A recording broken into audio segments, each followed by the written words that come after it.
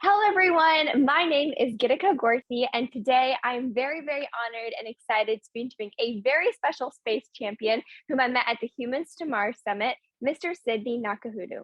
He is the founder and general partner of Seldor Capital, where he applies broad international development and portfolio administration experience to support the commercialization of space technologies. He has been a co-founder, advisor, and mentor of numerous startups and entrepreneurial organizations, leading initiatives and collaborations with world-class institutions such as NASA and Google. Previously, he worked at the intersection of public policy, sustainable development, and carbon finance at the World Bank. He served as a Global Grand Challenges Fellow and completed the Global Solutions Program. I'm incredibly excited to hear about Mr. Nakahodo's journey into the aerospace industry and what got him intrigued with combining his passions in public policy, economics, and aerospace all together. So welcome. Thank you so much for taking your time to inspire the next generation.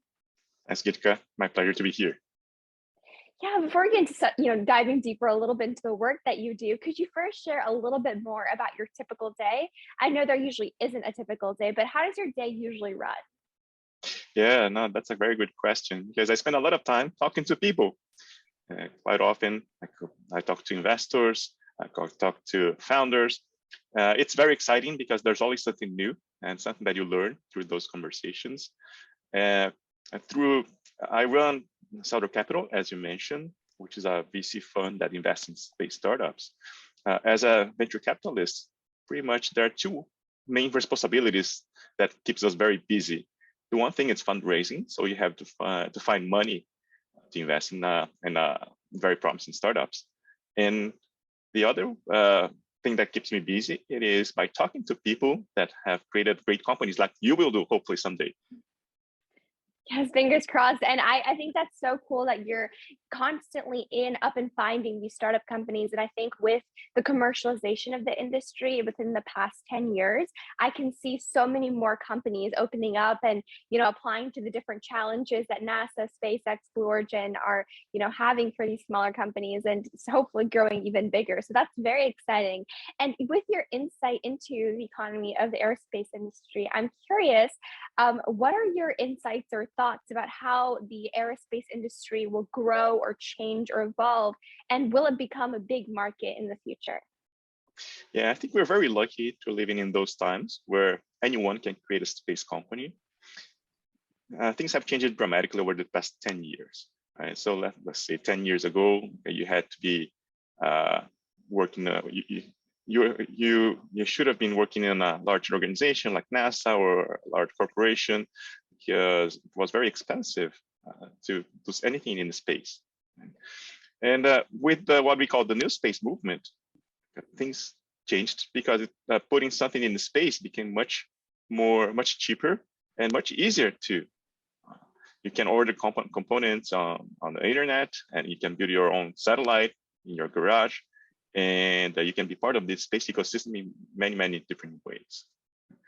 I'm very excited about the next 10 years because what we're going to be seeing is an increase in activities, not only outside Earth, but outside low Earth orbit. So we're going to be doing things farther from Earth, including the moon and beyond. Yeah, and I'm especially excited about the commercial space stations that are being built right now by like Axiom Space, Blue Origin. I think just seeing how so many companies are taking like initiative to, as the ISS is retiring, kind of going into developing those commercial systems where we can do scientific experiments, get more individuals with diverse abilities to be able to go to space, I think is so exciting. So I'm really looking forward to all the developments that'll happen in the next 10 years. Absolutely. And to a great extent, it is because of the role of entrepreneurs. So they are taking risks where previous players would not feel comfortable with, but also the whole landscape has changed a lot, right? Investors like myself, we understand much better where the risks are and where the opportunities are as well. And in general, what we're doing in the space in order to be sustainable, it has to be sustainable in many dimensions, right? On the environmental side, on the operation side, on the technological side, but also on the financial side. right? So all these endeavors, there's someone who has to pay for it. Either it's a government or it's a private entity. So that's why I think it's very exciting, because it creates opportunities and democratizes all those opportunities to anyone who wants to get involved. Exactly. And I think that's a perfect transition into like, a little bit diving deeper of what was the inspiration behind founding Seldor Capital, and, what was the motivation behind you being able to focus on investing in these startup aerospace companies? Yes, I think like many of us who go into the STEM fields, I'm an engineer by training. It was science fiction. So the idea of how storytelling inspires us and lead us to imagine what's possible. At the same time, I've always seen technology not as an end, but a means to create impact, to change people's lives, to provide resources, and to empower people. Right? So it's combining this passion for the future and also the vision that space can provide solutions for us, for our problems that we face in our planet, and also the idea that we will be able to move beyond Earth. And this is something that I think everybody aspires, or at least a lot of us who are into the space sector, we believe that there will be an opportunity for us to do things, very exciting things on the moon, on Mars.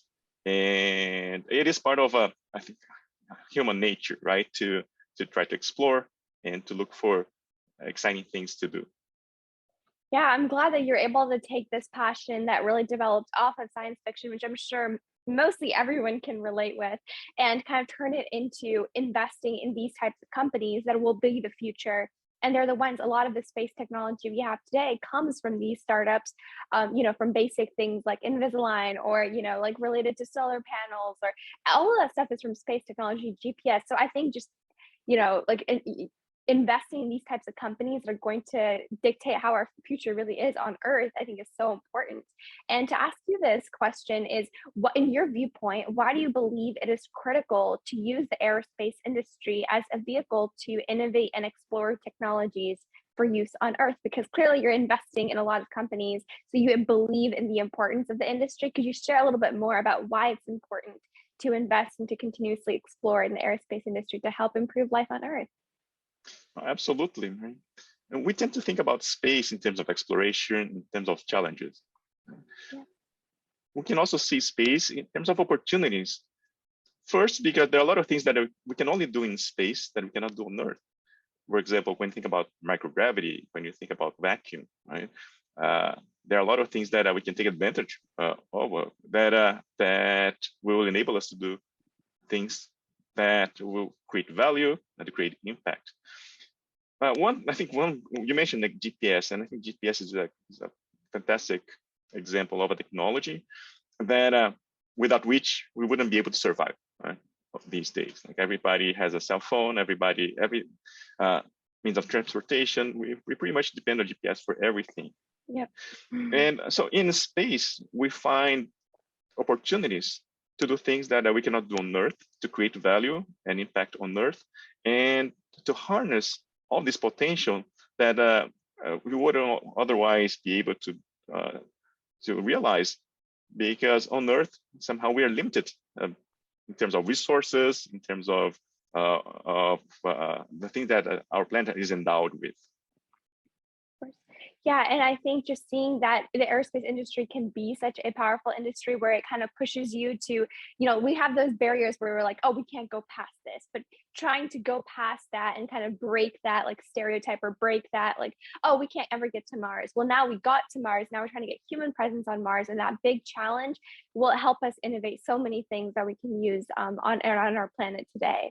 So yeah, that's a really great answer. And also, I noticed when I was reading a little bit about your background that you do have a background in public policy, or related in that area of study. And I'm curious, how do you use your background in public policy in your work today? Or if you don't, why do you think public policy is important for commercialization in the space industry?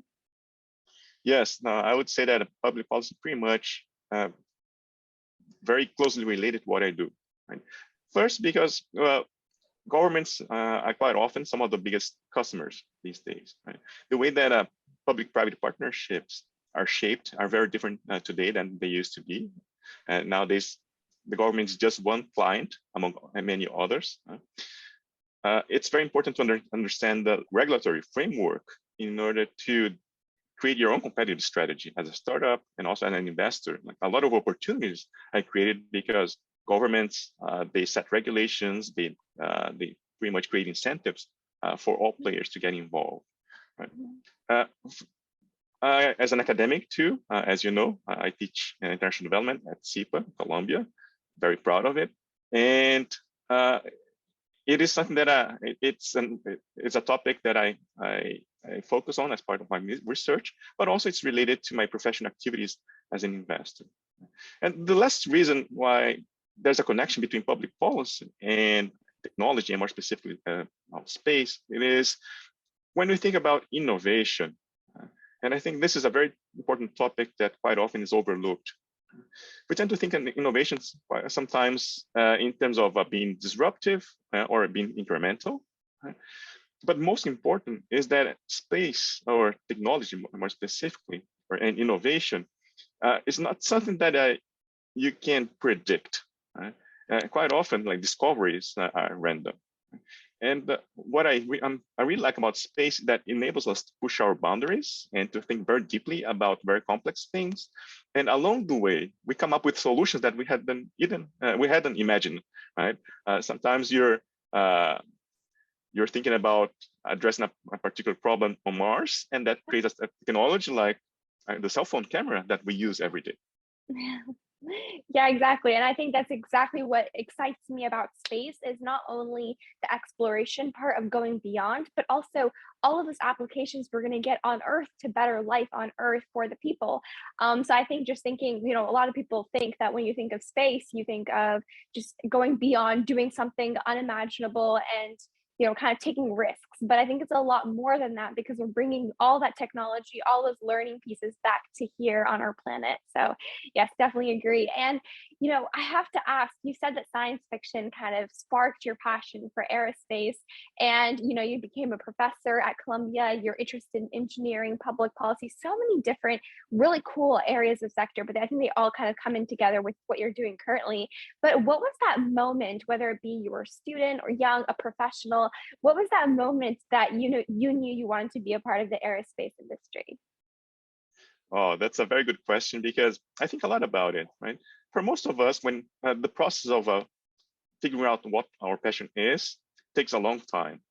And I would say that for most of people, they almost, they know what they want to do, but because of fear or because of pressure or because of circumstances, like they end up doing something else. Right? Mm-hmm. And I think it was for me. In many ways, I've always known that space could be part of my journey, but I never thought about it as part of my professional activities. Right? Yeah. I think that the moment where I realized that that could be a possibility was when I was working at the World Bank, and I was working with sustainable development, and one of my colleagues. Actually from grad school, he knew that I was working with environment, with sustainable development. So he reached out because he was doing his PhD at that point. And as part of his PhD, he was working with a group that was developing a small satellite to monitor deforestation on the Amazon. Right? And for me, it was very exciting because I always thought, okay, satellites are all these multi-billion-dollar hardware, like you would have to be working at NASA or a large organization, and then a group of 5 people working under the supervision of a professor. They were doing something that could make a real impact in the study of forests, right? So that was a very important moment. And the second moment was just following Elon Musk, right? So when the first rockets exploded, there was a lot of expectations, and but we knew that there was something that was happening, right? Mm-hmm. When he succeeded, and we all saw that that was going to be changing the space industry. That was another aha moment. So combining the entrepreneurial vision of Elon Musk and seeing things happening. And with this insight that I had through a conversation with this colleague that, okay, there are people building small satellites and eventually they were going to be launching on Elon Musk's rockets. That gave me the assurance that there would be room for everyone to get involved in space. I've always wanted to be an entrepreneur. I always wanted to work with startups. So I decided to take the plunge and be fully involved with the space sector. Yeah, I'm so glad that you did and you found that moment that was like, this is the time for me to get in. You know, growing up for me too, kind of similar experience. I mean, at least I had the opportunity to get involved at a younger age. But I remember when I first was thinking about the space industry, it was just something that wasn't like, oh, that's something that I could do. It definitely was not a thought that crossed my mind in the beginning. And I think it's just because a lot of, you go down the street, you tell your, teacher, I want to be an entrepreneur in the aerospace industry. They might look at you kind of funny sometimes because aerospace is not a popular career, at least in like many parts of the US and I'm sure other countries as well. It's really just in the space hubs like Florida that you're going to really, or like Alabama, or Texas, you're going to really find that aerospace family. But it's kind of hard in other states because a lot of people don't know about the aerospace industry at all. So I think with Ignited Thinkers, that was kind of my purpose of trying to show those kids at a young age the opportunities that exist. And we've been so blessed that we're going past government space agencies. We're going past that. We're opening up jobs to diverse individuals with diverse abilities, which is so important. And the careers are really opening up as well. So I'm really glad that you were able to find that passion in aerospace through different moments. And, with your really cool experiences as a professor, working with students, an entrepreneur, an investor, so many really cool taglines. You probably had incredible experiences at conferences and talking with incredible individuals. Like you were mentioning, most of your day is filled with talking with incredibly cool people. So, with those talks and experiences in mind, could you share, what are you excited about and what are you nervous about for the future of the aerospace industry? Yeah, and I would say that I'm much more excited about our ability as a human species of executing our dreams, right? And a lot of things that sounded like science fiction not too long ago, like we're seeing happening in our lifetimes. And just being part of it and playing a small role in making that happen, that's what excites me and that's what motivates me. In terms of my fears, I would say my fear is that I'm not seeing our full potential realized as a species, because I think one of the biggest challenges for us is that we tend to focus too much on the short run, and we forget the long run, which means that we focus on things that are not necessarily relevant to what we believe in, or things that are relevant for future generations. And that's I think we're going through very tough times nowadays, and there are a lot of problems that we face everywhere when you think about climate change or talk about hunger, poverty, violence, wars. I think all these issues are very, very relevant and we should definitely be thinking about them. At the same time, we cannot forget about the future, and we shouldn't forget about the need to also keep the long term in perspective. I was having this exact same conversation yesterday with someone, and they, it wasn't an interview or anything. We're just talking, and I was asking them about this, and they were saying the exact same thing of like, we're not focusing on the future. I mean, it is important to be in the present and to work on the present issues, of course. But I also think it's so important that we focus on in the next 10 years, what's going to happen and how can we help in the next 10 years, our country, our, civilization, humanity in general, kind of live a better life. And we focus so much on the problems we have now, and we're not thinking about that future outlook. And I think it's so important. And that's something that we have not been doing. I think the aerospace industry is such a good platform to think for the future, because we can't just go to Mars in a day and just say, I'm going to go to Mars as a human today, right now, because I can do it. It's something you're thinking in the future, you're thinking what needs to happen. And even at the Humans to Mars Summit, you probably can, relate that we saw people talking about design clothing on Mars and, how those homes and, everything would look. That's so futuristic. And I think even on Earth, we need to start thinking futuristic because, and just, I think it's so important. That's a really great point. And yes, like you, I'm so excited to see all that's to happen in the aerospace industry in the coming years. And with all of this in mind, with your journey and the insights you gave into the industry, my last and final question for you is what final piece, you've given plenty of advice throughout the interview, but what final piece of advice do you have for students, maybe in middle school, high school, college, just something you wish you knew when you were a young student? This could be related to life, related to careers, education, really just anything you wish someone told you when you were a student. Yeah, I think the main advice that I would give, and it's fortunately I was lucky enough to have people not only telling me but backing me on this advice, is that you have to trust yourself and trust your gut feeling. The idea that eventually things will work out, it is really true, right? And because of the circumstances, maybe because of peer pressure or because of um, uh, society, how the expectations that society creates around the role that they should play, we tend to follow very traditional career paths. And especially now that there's so much potential and technology is evolving at an exponential rate, and there are a lot of great things that we'll be able to do. The opportunities are going to be limitless. Right? So there's going to be I think a lot of anxiety around, okay, what do I do with all those resources or all those tools?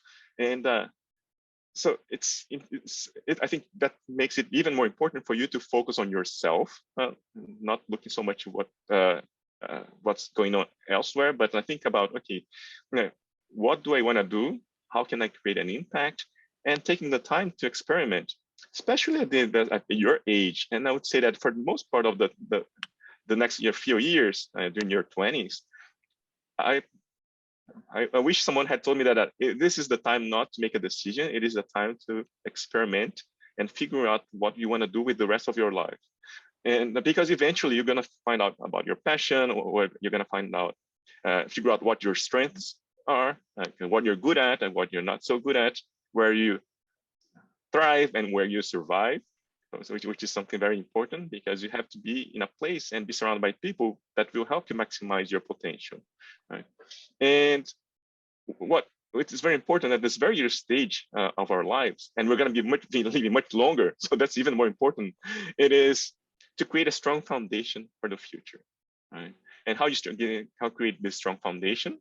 By developing life skills, right? How you learn, how you learn, how you communicate, how you interact with society, your values, the core things that will enable you to be a very functional human being for a long, long time. That's really inspirational advice, especially what you said at the beginning. I'm sure a lot of students can relate with. I think there's a lot of times these traditional stereotypical paths, they're not stereotypical, but they're just very common traditional paths that a lot of individuals tend to be forced to choose, or because of the school systems or teachers or families, they're like, I have to do exactly what my parents did, or I have to be exactly this. I have to be an engineer or a lawyer, or just something like very, common jobs that everybody wants to be when they grow up. And I think it's not like the fault of the student, but I think a lot in the school systems, there's just these certain traditional, like, hard cut paths that you're forced to almost enforce yourself upon. And I think just giving yourself that ability to, like you said, experiment and to think kind of interdisciplinary, kind of combine, dip your feet in things that pique your interest and combine it together, can make you so much more excited about what you're doing. So you can be interested in engineering, you can be interested in policy, and then imagine you combine it together and then you have your dream job. So I think just giving yourself that ability to create, to explore, and to not confine yourself in such small boxes is so important, like you were saying. So I know I 100% will take that advice to heart, because I've never wanted to be just like like a box person, but I think a lot of students really needed to hear that. So thank you so much for that advice. And I'm sure everyone who's listening will really appreciate everything that you said during this interview, kind of sharing your thoughts, your journey. And I'm sure a lot of students can relate with it. So thank you so much for your time today. I had a great time speaking with you, and I hope we can continue to stay connected. Absolutely. And before we wrap up, I just have to say a couple of words because I'm a teacher, and I like to tell this to the students, is that one of the biggest challenges that I had as a student was to find motivation when I didn't think that what I was studying was relevant. Because, why I'm studying calculus or why I'm studying thermodynamics if I want to work with as an entrepreneur. Right? Yeah. And that was a mistake, because what you're doing is not only studying a particular topic that whether or not you're going to be using in the future, but you're developing a system of learning, you're developing the skills. And so my advice to students, it is very important to be a good student. And being a good student not necessarily means getting a good grade. It is to understand why you're studying that, to dedicate yourself, and figure out like, okay, how that's adding to my core competencies, right? If you're writing a paper, think about, okay, I'm becoming a better communicator. If you're studying calculus, okay, I'm developing the foundations that will enable me to understand how rockets work, right? So if you can establish this connection between, okay, there's a meaning to what I'm doing, even if it's boring, and your future goals, that's gonna make your life as a student much, much better. Yeah, I know I've asked myself that question many times, not in my STEM classes necessarily, but I know like in history and stuff, I'm like, why am I learning about them? Like, I don't want to memorize all their names, but I think it's so important to just like kind of have that, like relate it to something that you can use in your real life, even if it's a subject you're not majoring in necessarily. Like I know a few schools, like Columbia, for example, has like a course, so you have to study all these subjects even though you're not necessarily majoring in it. And I think just knowing that they have value in the long run and they will help you in some way is really, really important. And, I think definitely finding the real world application to what you're learning is important, because sometimes when we're doing all these problems of like pages and pages of the same thing, you're like, why am I doing this? It's so, it doesn't make sense to me. But I think just finding the value of doing that for a long-term purpose is something that I think a lot of students should keep in mind every time they're doing their homework. So really, I'll definitely keep that in mind. So thank you so much for that advice. And again, it was an honor speaking with you today. So thank you. My pleasure, Gitka.